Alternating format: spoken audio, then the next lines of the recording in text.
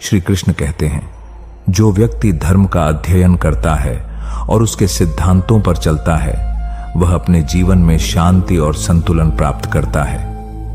धार्मिक ग्रंथों जैसे भगवद गीता और उपनिषदों का अध्ययन केवल धार्मिक ज्ञान प्राप्त करने का एक साधन नहीं है, बल्कि यह जीवन के गहरे रहस्यों को समझने का एक मार्ग है।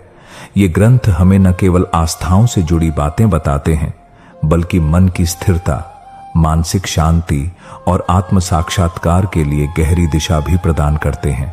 भगवद गीता और उपनिषदों में आत्मा, ब्रह्म, जीवन के उद्देश्य और मानसिक शांति के बारे में गहरे रहस्य छिपे हैं। श्री कृष्ण ने गीता में अर्जुन को यह समझाया कि जीवन का उद्देश्य केवल भौतिक सुख प्राप्ति नहीं है, बल्कि आत्मा का सत्य को जानना और परमात्मा के साथ एकात्म होना है।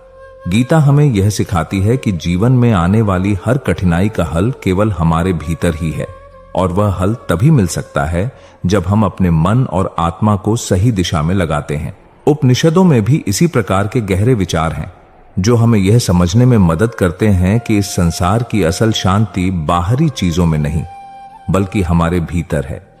जब हम इन ग्रंथों को ध्यान से पढ़ते हैं, तो हमारी मानसिकता में बदलाव आता है। हमें लगता है कि जीवन की सारी समस्याओं का समाधान हमारे अंदर है, और हम बाहरी दुनिया की परेशानियों को सही दृष्टिकोण से देख पाते हैं।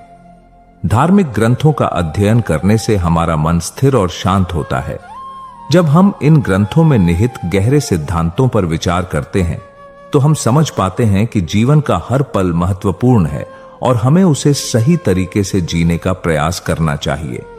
श्री कृष्ण ने गीता में कहा है, जो व्यक्ति अपने कार्यों में निस्वार्थ भाव से संलग्न होता है, वह न केवल अपने कार्य को सिद्ध करता है, बल्कि मानसिक शांति भी प्राप्त करता है। आप जब भी भगवद गीता का अध्ययन करते हैं, तो उसमें से यह संदेश मिलता है कि हमें हर काम को निष्कलंक और निष्कपट भावना से करना चाहिए। अपने कार्यों का फल भगवान पर छोड़ देना चाहिए और अपने कर्तव्यों का पालन करते हुए मन को स्थिर रखना चाहिए। यही सच्ची शांति की ओर ले जाता है। उपनिषदों के अध्ययन से भी हमें यह ज्ञान मिलता है कि जीवन का उद्देश्य आत्मा की सच्चाई को जानना और परमात्मा के साथ मिलना है।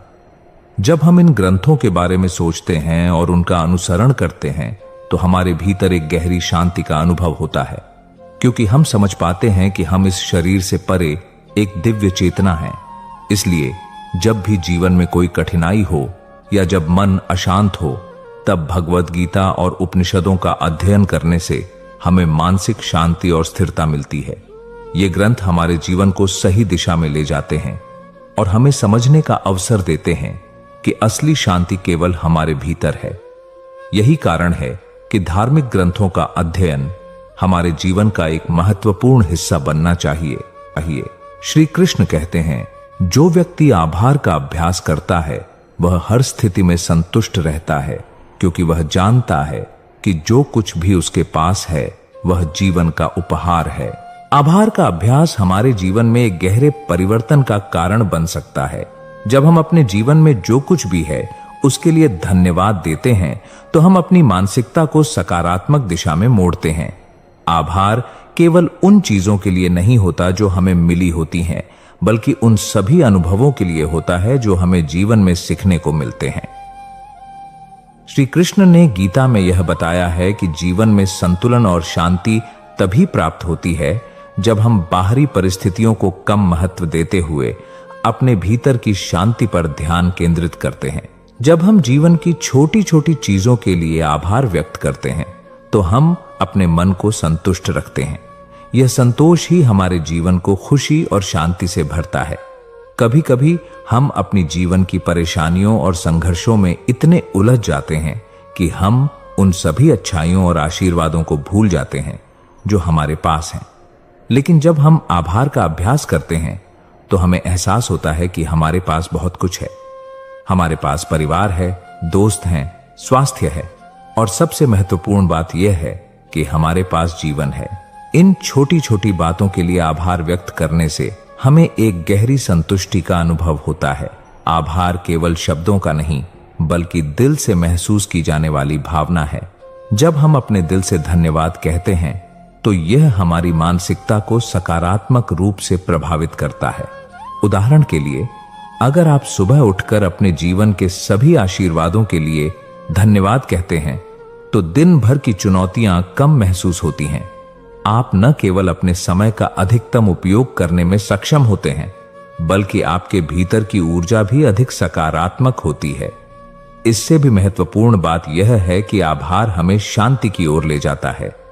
जब हम आभारी होते हैं, तो हमारा मन किसी भी विकार या अशांति से मुक्त रहता है।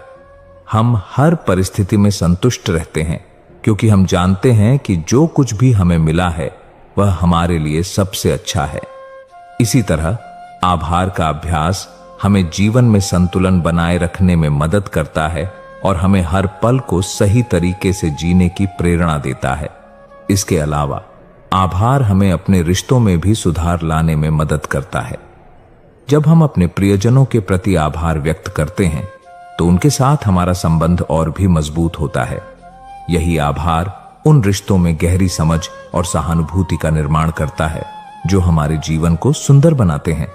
आभार का अभ्यास न केवल हमारी मानसिक शांति को बढ़ाता है, बल्कि यह हमें जीवन को एक अलग दृष्टिकोण से देखने की क्षमता भी देता है। हम अपनी परेशानी को एक अवसर के रूप में देखना सीखते हैं और छोटी छोटी खुशियों को महत्वपूर्ण मानते हैं। जब हम इस प्रकार से आभार व्यक्त करते हैं, तो हम जीवन के वास्तविक अर्थ को समझ पाते हैं और अपने भीतर एक स्थिरता और संतुष्टि का अनुभव करते हैं। इसलिए आभार का अभ्यास करने से न केवल हमारा मन शांत रहता है, बल्कि हमारी पूरी जीवन शैली भी सकारात्मक रूप से बदल जाती है।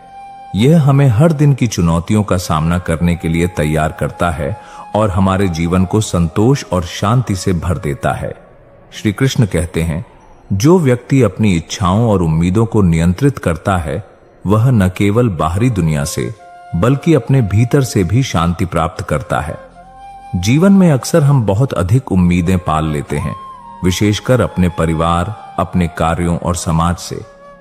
हमें लगता है कि हर चीज हमें अपनी इच्छाओं के अनुसार मिलनी चाहिए, लेकिन जब ये उम्मीदें पूरी नहीं होती, तो मन अशांत हो जाता है।